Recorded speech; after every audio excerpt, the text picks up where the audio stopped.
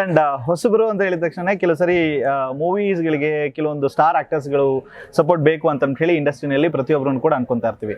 So ನಿಮಗೆ ನಮ್ಮ ಮೂವಿಗೂ ಕೂಡ ಇಂಥ ಒಬ್ಬ ಆಕ್ಟರ್ ನನಗೆ ಸಪೋರ್ಟ್ ಮಾಡ್ಬೋದು ಅಥವಾ ಕಾನ್ಸೆಪ್ಟ್ ಚೆನ್ನಾಗಿದೆ, ಒಂದು ಸಬ್ಜೆಕ್ಟ್ ಇಂಟ್ರೆಸ್ಟಿಂಗ್ ಆಗಿರುವಂಥದ್ದು, ಸೊ ಈ ಆಕ್ಟರ್ ನನಗೆ ಸಪೋರ್ಟ್ ಮಾಡ್ಬೋದು, ಬಟ್ ಅದೇ ಕಾರಣಾಂತರಗಳಿಂದ ಮೇ ಬಿ ಅವ್ರನ್ನ ಮೀಟ್ ಮಾಡೋದಕ್ಕಾಗಿಲ್ಲ ಅನ್ನೋದೇನಾದ್ರೂ ಇದೆಯಾ?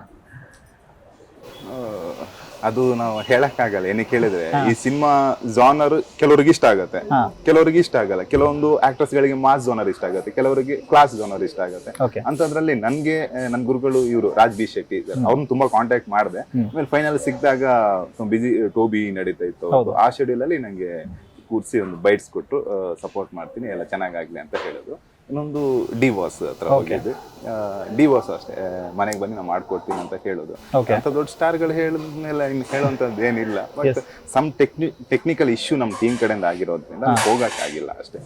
ಈಗ ಕಾಟೇರ ಬಂದಿದೆ, ಬಿಸಿ ಇದ್ದಾರೆ, ಈ ಟೈಮಲ್ಲಿ ನಾವು ಕೇಳೋದು ಚೆನ್ನಾಗಿರೋದು.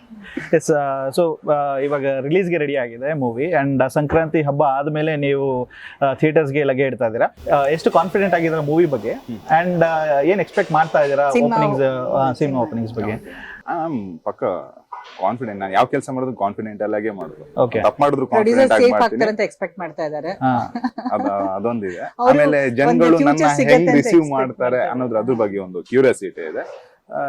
ಮೋರ್ ದೆನ್ ಸಿನಿಮಾ ನೋಡಿದ್ಮೇಲೆ ನಂಗೆ ಏನಾಗಿದೆ, ಚೆನ್ನಾಗಿದೆ. ಒಂದು ಪಕ್ಕ ಮಾಸ್ ಆಡಿಯನ್ಸ್, ಆಮೇಲೆ ಫ್ಯಾಮಿಲಿ ಲವರ್ಸ್ ಗಳಾಗಿರ್ಲಿ, ಪೇರೆಂಟ್ಸ್ ಗಳಾಗಿರ್ಲಿ, ಪ್ರತಿಯೊಬ್ಬರಿಗೂ ಕನೆಕ್ಟ್ ಆಗುವಂತ ಸಿನಿಮಾ. ಸೊ ವೆರಿ ಎಕ್ಸೈಟ್ಮೆಂಟ್ ಅಲ್ಲಿ ಇದ್ದೀನಿ, ಆಮೇಲೆ ಪಕ್ಕ ಕಾನ್ಫಿಡೆಂಟ್ ಅಲ್ಲಿ.